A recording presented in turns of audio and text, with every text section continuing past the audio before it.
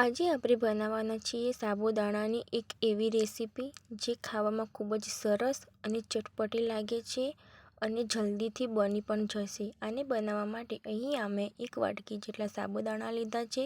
તેને એકદમ સારી રીતે વોશ કરી લઈશું. પહેલાં આપણે એકદમ આ રીતે વોશ થઈ ગયા પછી તેમાં જે વાટકી આપણે સાબુદાણા લીધા હતા તે જ વાટકી આપણે પાણી લઈશું અને તેને 10 થી 20 મિનિટ સુધી આપણે રહેવા દઈશું. ત્યાં સુધી અહીં અમે બાફવા માટે બટેકા પણ અહીંયા મૂકી દીધા છે. તેમાં મીઠું નાખીને હવે તેને ચડવા માટે આપણે મૂકી દઈશું.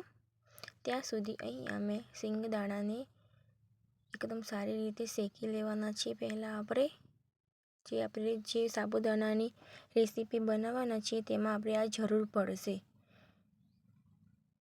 એકદમ સારી રીતે થઈ ગયા પછી આપણે તેને ઠંડા કરીને તેને આપણે જેના છલકા છે તે કાઢી લેવાના છે. આ રીતે શેકાઈ ગયા પછી તેના આપણે છલકા બધા બહાર કાઢી લેવાના છે. હવે તેને આપણે વાટી લેવાના છે. એકદમ આ રીતે જ વાટવાના છે. એકદમ તેને ભૂકો નથી કરી દેવાનો. આ રીતે જ અધકચરા રાખવાના છે. આ રીતે એકદમ સરસ રીતે અધકચરા વટાઈ ગયા પછી એના પહેલાં તમે મારી ચેનલને લાઈક, શેર, સબસ્ક્રાઈબ કરવાનું ના ભૂલતા. પ્લીઝ સબસ્ક્રાઈબ કરજો. હવે આપણે ગ્રીન મરચાં પણ તેની આપણે કટિંગ કરી લેવાના છે નાના નાના પીસમાં. એકદમ આ રીતે ગ્રીન મરચાં પણ કટિંગ થઈ ગયા પછી આપણે તેને ટિક્કી બનાવવાના છીએ સાબુદાણાની. તેના માટે આપણે મસાલો રેડી કરી દઈએ. તો અહીંયા સિંગદાણા લઈ લીધા છે, ગ્રીન મરચાં પણ લઈ લીધા છે અને હવે આપણે અહીંયા સાબુદાણાને પણ તેમાં આપણે ગ્રીન મરચાં નાખી દઈએ, સિંગદાણાનો ભૂકો, થોડુંક અજમો લીધો તો, કોર્નફ્લોર, વ્હાઈટ તલ અને આપણે જે બેઝિક મસાલા આવે છે તેનો આપણે ઉપયોગ કરવાનો છે, જેમાં હળદર, મરચું, ધાણા જીરું, ગરમ મસાલો, હિંગ એ બધા. અહીંયા બોઇલ કરેલો પોટેટો તેને મેશ કરી લેવાના છે તેમાં જ અને એકદમ હાથેથી આપણે એકદમ સરસ રીતે ટિક્કી બનાવી લેવાની છે મિક્સ કરીને. આ રીતે એકદમ સરસ રીતે ટિક્કી રેડી થઈ ગયા પછી આપણે ફ્રાય કરવા માટે તેલ લઈ લીધું છે. તેલ ગરમ થઈ ગયા પછી બધી ટિક્કીને આપણે તેને ફ્રાય કરી લેવાના છે. એકદમ ગોલ્ડન બ્રાઉન કલરમાં આવી જાય ત્યાં સુધી. એકદમ સરસ ટિક્કી લાગે છે.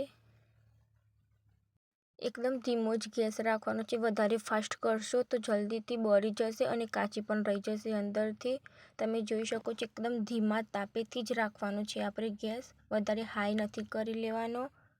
આ રીતે એકદમ ગોલ્ડન બ્રાઉન થઈ ગયા પછી તેને આપણે બહાર કાઢી લેવાના છે બીજી બાજુ થઈ ગયા પછી.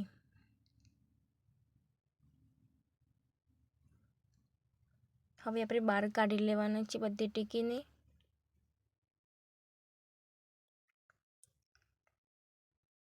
એકદમ ક્રિસ્પી બની છે. હવે બાકીની ટિક્કી હતી તેની પણ આપણે ફ્રાય કરવા માટે મૂકી દીધા છે. હવે સાબુદાણાની ચાટ બનાવવા માટે અહીંયા મેં સાબુદાણાની ટિક્કી લઈ લીધી છે. તેમાં દહીં, ખજૂર આંબલીની ચટણી અને ગ્રીન ચટણી લઈ લીધી છે, જે મેં ધાણા, ફુદીના, મરચાંની બનાવી છે. હવે આપણે તેમાં ચાટ મસાલો નાખી લઈશું અને ઓરેગાનો પણ નાખવો હોય તો નાખી શકાય છે. તમે જોઈ શકો છો એકદમ સરસ બની છે. ખાવામાં ખૂબ જ ટેસ્ટી લાગે છે. એકવાર આ સાબુદાણાની ચાટ તમે ઘરે જરૂરથી બનાવજો. ખાવામાં ખૂબ જ સરસ લાગે છે.